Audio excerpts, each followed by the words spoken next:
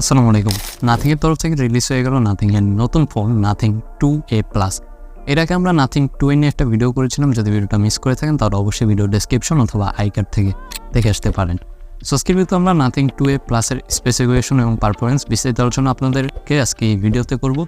So ভিডিওতে একটা like দিয়ে চলুন মূল ভিডিওতে চলে যাওয়া যাক।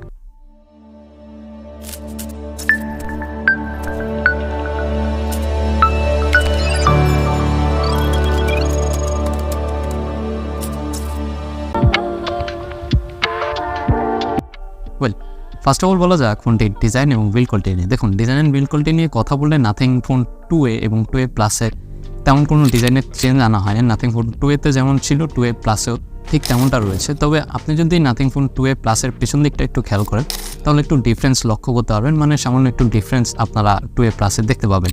আর ওভারঅল যদি ডিজাইন অ্যান্ড বিল্ড কোয়ালিটি নিয়ে কথা বলি তাহলে ফোনটির পেছনে প্লাস্টিক ব্যবহার করা হয়েছে এবং ফোনটির ফ্রেমেও কিন্তু প্লাস্টিক ব্যবহার করা হয়েছে। ফোনটির পেছনে ডুয়েল ক্যামেরা ছিল এবং নাথিং বরাবরের মতো এই ফোনটাতেও পেছনে 3টা গ্লিপ লাইট ইউজ করেছে, যেটা নাথিং বরাবরের মতো সবগুলো ভেরিয়েন্টেই করেছে বা করে তারা। সো ফোনটা মূলত 2টা কালারস আপনারা মার্কেটে পেয়ে যাবেন, একটা ব্ল্যাক কালার আর আরেকটা বলা হচ্ছে গ্রে কালার, কিন্তু দেখতে এটা কিছুটা হোয়াইটের মতো হলেও ওটাকে গ্রে কালার বলা হচ্ছে। থিকনেস নিয়ে কথা বললে ফোনটির থিকনেস ছিল 8.5 মিলিমিটার এবং ওজন নিয়ে কথা বললে 190 গ্রামের মতো ওজন ছিল। পোর্টস অ্যান্ড বাটন নিয়ে যদি কথা বলি তাহলে সব ধরনের পোর্টস অ্যান্ড বাটনই ছিল ফোনটিতে, যাবতীয় যেসব পোর্টস অ্যান্ড বাটনের দরকার। ফোনটির লেফট হ্যান্ড সাইডে ছিল পাওয়ার বাটন, রাইট হ্যান্ড সাইডে ছিল ভলিউম আপ ডাউন বাটন। ফোনটির নিচের দিকে আপনারা পাবেন speaker grill, microphone, type C port এবং এসডি কার্ড স্লট বা সিম ট্রে বলতে পারেন। সো সেখানে সিম ট্রেতে আপনারা 2টা সিম ইউজ করতে পারবেন, কিন্তু কোনো প্রকার এসডি কার্ড ইউজ করতে পারবেন না। এখানে কোনো প্রকার এসডি কার্ড আপনারা ইউজ করতে পারছেন না। ফোনটির উপরের দিকে সেকেন্ডারি নয়েজ ক্যান্সেলেশন মাইক ছিল। সো ওভারঅল সব ধরনের পোর্টস অ্যান্ড বাটন ছিল। 3.5mm জ্যাক আপনারা এটাতে পাচ্ছেন না, বরাবরের মতো কোনো ফোনই এখন দিচ্ছে না। সো এই ফোনটাতে আপনারা 3.5mm জ্যাক পাচ্ছেন না বা হেডফোন জ্যাক পাচ্ছেন না। আর ওভারঅল পোর্টস অ্যান্ড বাটন সবগুলোই ছিল। আমার কাছে ফোনটির ডিজাইন বিল্ড কোয়ালিটি ঠিকঠাকই লেগেছে। নাথিং ফোন 2A এবং 2A প্লাসে জাস্ট পিছনের দিক থেকে একটু খেয়াল করলে ডিফারেন্সটা আপনার লক্ষ্য করতে পারবেন। আর যদি অন্যরকম কোনো ডিফারেন্সের কথা বলি, হ্যাঁ, অন্যরকম কোনো ডিফারেন্স এই ফোনটাতে আমি লক্ষ্য করতে পারিনি বা আপনারাও কোনো প্রকার ডিফারেন্স ওইরকমভাবে লক্ষ্য করবেন। ফোনটির ডিসপ্লের প্রসঙ্গে নিয়ে কিছু কথা বলি। ডিসপ্লে নিয়ে কথা বললে ফোনটিতে ব্যবহার করা হয়েছে 6.7 ইঞ্চির একটা সুপার অ্যামোলেড ডিসপ্লে, যেখানে 1 বিলিয়নসের কালার্সের সাপোর্ট থাকছে। তাছাড়াও ফোনটিতে 120 হার্জ রিফ্রেশ রেট এবং HDR10+-এর সাপোর্ট থাকছে। ফোনটির চিন এবং বেজেলস একদমই ন্যারো ছিল।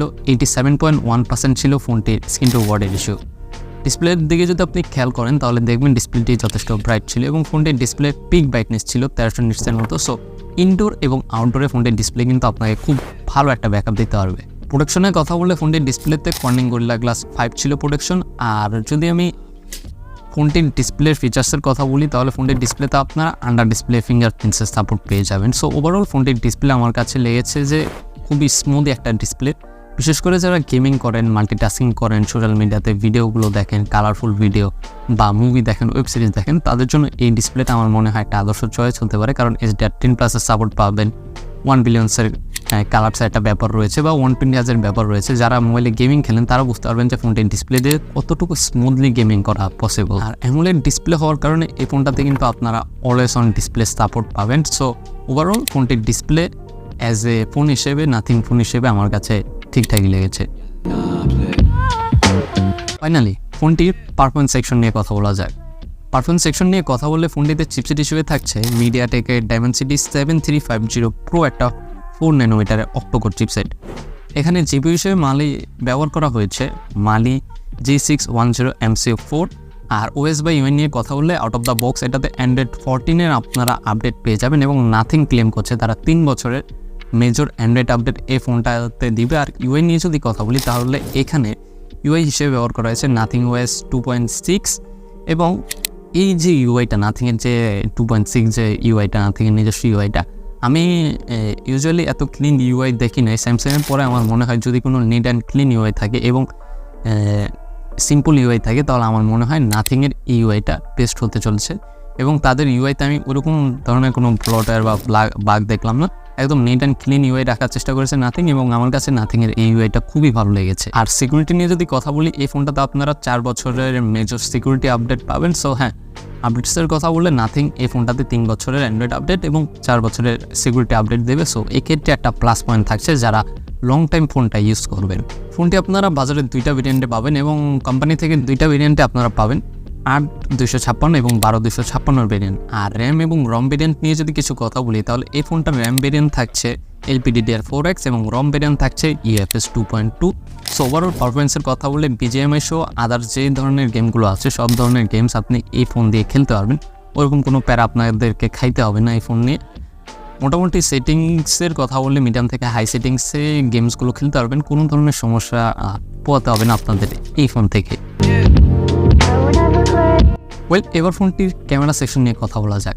ক্যামেরা সেকশন নিয়ে কথা বললে ফোনটির পেছনে বরাবর মতো ডুয়েল ক্যামেরা দেওয়া হয়েছে এবং ফোনটির প্রাইমারি সেন্সর ছিল 50 মেগাপিক্সেলের, যেখানে স্যামসাংয়ের সেন্সর ইউজ করা হয়েছে এবং ফোনটির প্রাইমারি সেন্সরে OIS এর সাপোর্ট থাকছে। সেকেন্ডারি যে সেন্সরটি ইউজ করা হচ্ছে সেটা হলো 50 মেগাপিক্সেলের আলট্রা ওয়াইড, এবং সেলফি ক্যামেরার কথা বললে ফোনটাতে 50 মেগাপিক্সেলের একটা সেলফি ক্যামেরা ব্যবহার করা হয়েছে।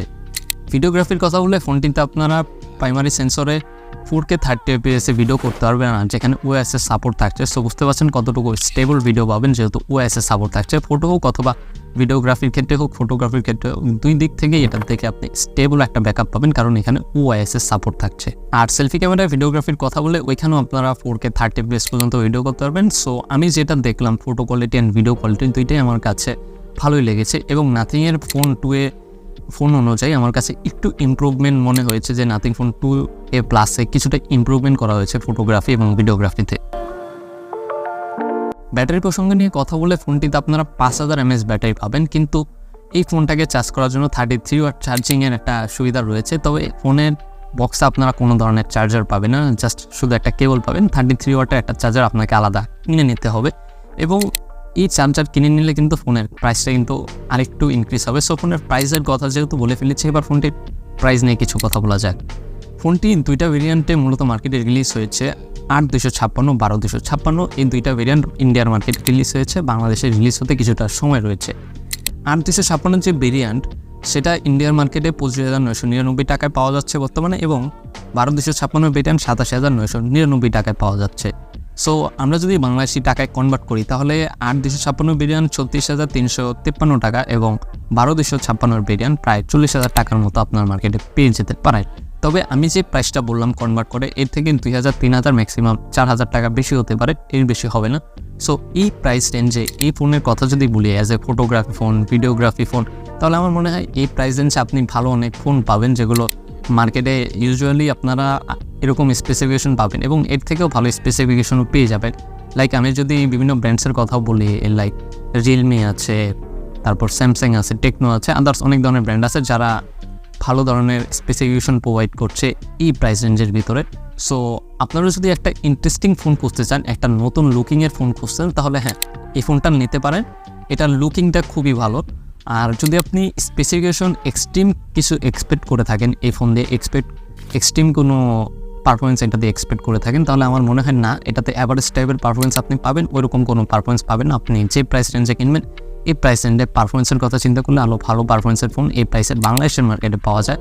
সো আপনাদের উপর ডিসিশন, আপনারা কি কিনবেন বা কোনটা কিনবেন, এটা আপনি নেবেন কিনা পুরোটা আপনার উপর ডিপেন্ড করে। সো যাই হোক, এই ছিল মূলত আজকের ভিডিওটি কেমন লাগলো অবশ্যই কমেন্টে জানিয়ে দিবেন, এবং ভিডিও ভালো লাগলে লাইক করবেন। ফেসবুক পেজে নতুন হয়ে থাকলে ফেসবুক পেজটাকে ফলো করে রাখবেন। দেখা হয়ে যাবেন নতুন কোনো ভিডিওতে ভিন্ন কোনো বিষয় নিয়ে। সকলেই ভালো থাকবেন, সুস্থ থাকবেন। আসসালামু আলাইকুম।